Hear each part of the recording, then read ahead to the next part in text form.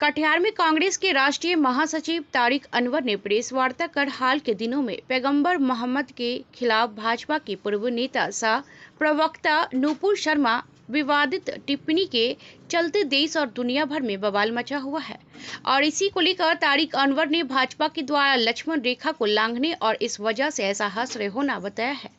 और कहा है कि भारतीय जनता पार्टी ने बिल्कुल अपने प्रवक्ताओं को, अपने समर्थकों को, कार्यकर्ताओं को छूट दे रखी है। एक धर्म विशेष के ऊपर हमला हुआ या उनके प्रॉफिट के खिलाफ जो बातें कही गई, जिसका असर यह हुआ है कि पूरे खाड़ी देशों में ही नहीं बल्कि दूसरे देशों में भी, जैसे इंडोनेशिया, मालदीव और ऐसे बहुत सारे देश जैसे पाकिस्तान, सभी लोगों ने हमारे देश की निंदा की है।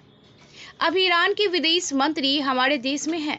वो भी आकर यही बात कह रहे हैं कि इस तरह से जिन लोगों ने किया है उनके खिलाफ कड़ी कार्रवाई होनी चाहिए। देश में होने वाले राष्ट्रपति, उपराष्ट्रपति के पद के लिए होने वाले चुनाव को लेकर भी कांग्रेस के महासचिव तारिक अनवर ने अपना वक्तव्य देते हुए कहा कि राष्ट्रपति, उपराष्ट्रपति का जो पद है वह बहुत ही संवैधानिक पद है,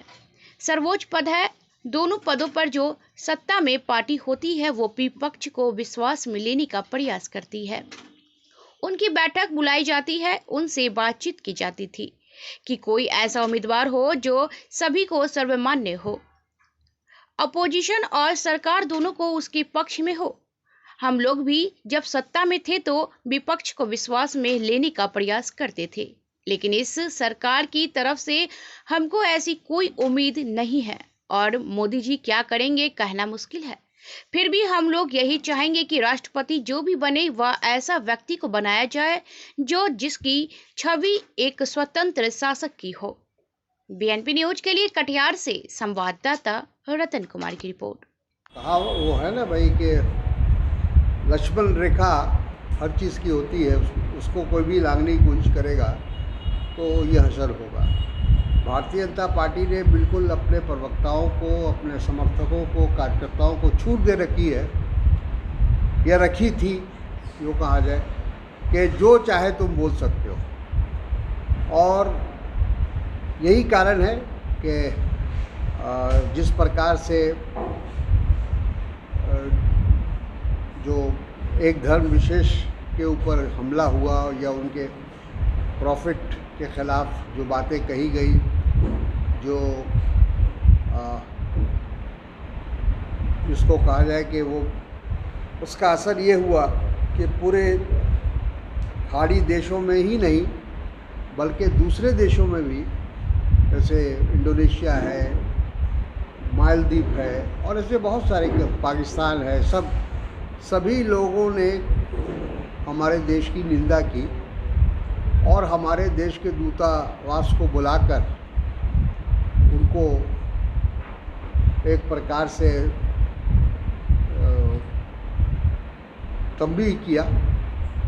कि इस तरह की चीज़ें नहीं होनी चाहिए। और अभी ईरान के विदेश मंत्री हमारे देश में हैं,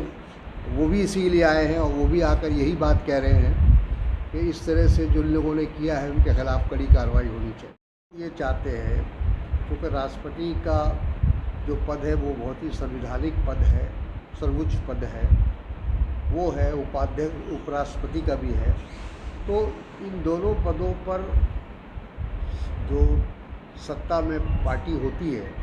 हम लोग भी जब सत्ता में थे तो विपक्ष को विश्वास में लेने का प्रयास करते थे। उनकी बैठक बुलाई जाती थी, उनसे बातचीत की जाती थी कि कोई ऐसा उम्मीदवार हो जो सभी को सर्वमान हो, अपोजिशन और सरकार दोनों को उसके पक्ष में हो। तो लेकिन इस सरकार की तरफ से हमको ऐसी कोई उम्मीद नहीं है और मोदी जी क्या करेंगे कहना मुश्किल है। लेकिन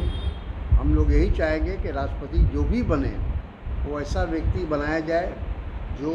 जिसकी छवि एक स्वतंत्र